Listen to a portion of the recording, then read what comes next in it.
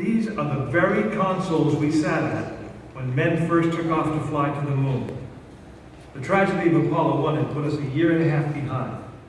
We were making up for it in one big leap, and we were doing it with a rocket that no man had ever flown before.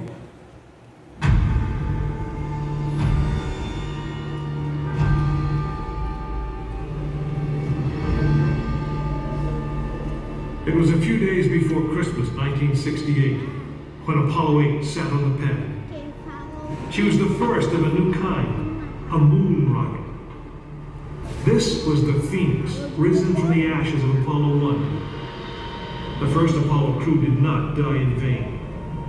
This was to be their testament.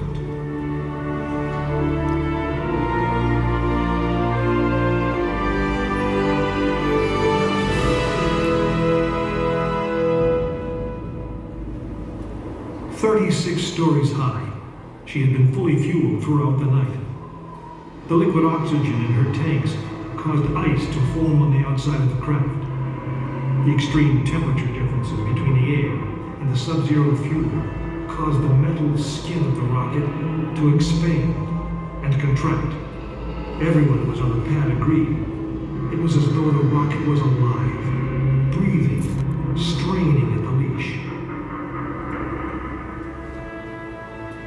Earlier in the morning, astronauts Frank Borman, Jim Lovell, and Bill Anders had made their final preparations before taking that long ride out to the waiting spacecraft.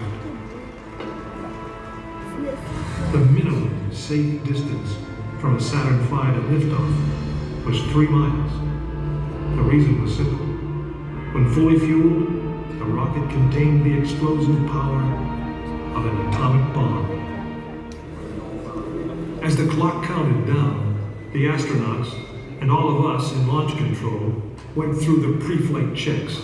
Our hands on the controls of the most powerful, most complex machine ever built. It had over 2 million separate systems, and to bring these men back alive, everything had to work perfectly.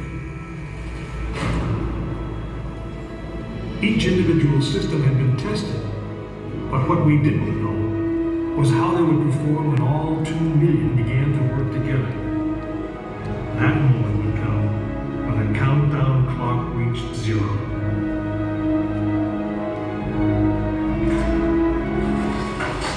If a maneuvering thruster failed, if communications broke down, if navigation was off by 1 degree, if any piece of the miles of wiring, circuits, relays, or valves was defective, Frank Borman, Jim Lovell, and Bill Anders would pay with their lives.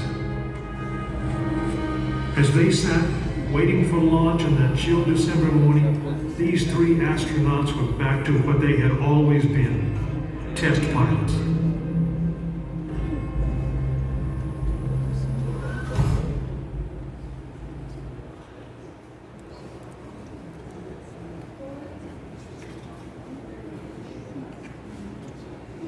You are now in the final minutes before the launch of Apollo 8, right here where it actually happened.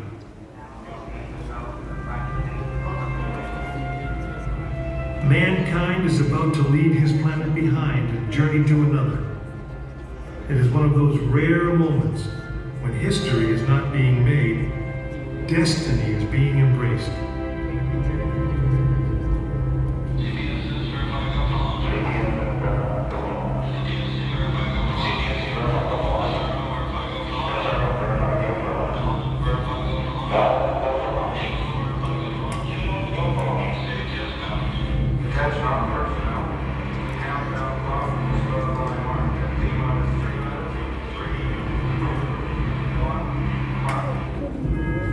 This is launch control, T-minus 3 minutes and counting.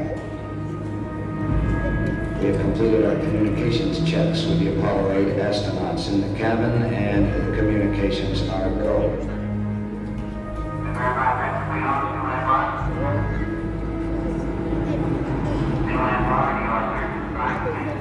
During this period, once we do get the firing command, the various tanks within the 3 stages of the Saturn V launch vehicle begin to pressurize.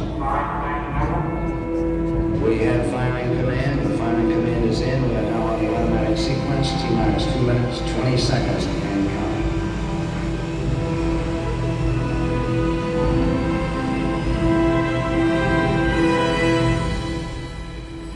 Our status board indicates that all aspects are ready. Instrument unit is ready, spacecraft ready, final check of the emergency detection system, that ready light also on. First stage preparations are completed. All systems are A-OK. Okay, keep going. We're on. Ready to go to front bay. Stand by, motor. Okay, you're on. All systems go. 1 minute, 45 seconds and counting. The first stage liquid oxygen tank has been pressurized and the pressure is still building up. Coming up in 90 seconds, mark, T-minus 90 seconds and counting. The Apollo 8 crew standing by, spacecraft commander Frank Borman, Jim Lovell, Bill Anders. We now report that the liquid hydrogen tank in the third stage is pressurized. 1 minute, 15 seconds.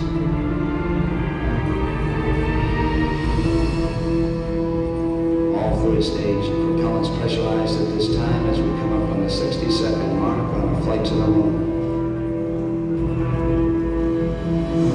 T-minus 60 seconds and counting. The vehicle now is completely pressurized. We're coming up on a power transfer shortly.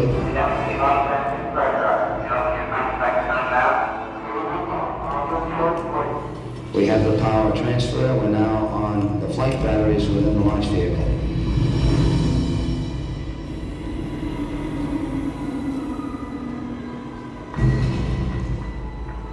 Final reports coming from Frank Borman at this time. Final look at the switch list aboard the spacecraft. 20 seconds, all aspects. We are still low at this time. T-minus 15, 14, 13, 12, 11, 10, 9. Mission sequence start. The engines are on. 4, 3,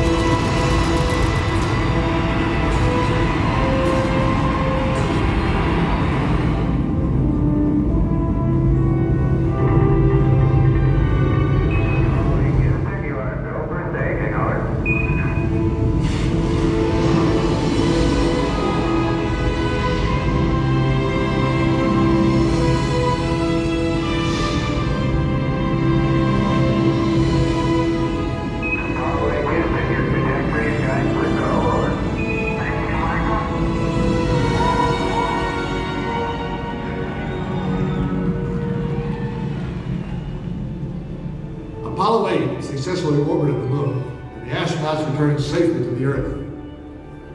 I know. I'm Jim Lovell, and I was one of the crew of this spacecraft, Apollo 8. We were the first men to see the surface of the moon from just a few miles away. But it was the hundreds of thousands of men and women who worked in that team, and the millions of people who supported the mission that really made it possible. That way, I guess, we all went to the moon. Now, on the other side of those doors, you'll find an actual Saturn V moon rocket. It's still the most powerful, the most complex machine ever built. And I guess it's the only one that can take you to another planet. I actually got to fly one on a second flight to the moon called Apollo 13. But that's another story.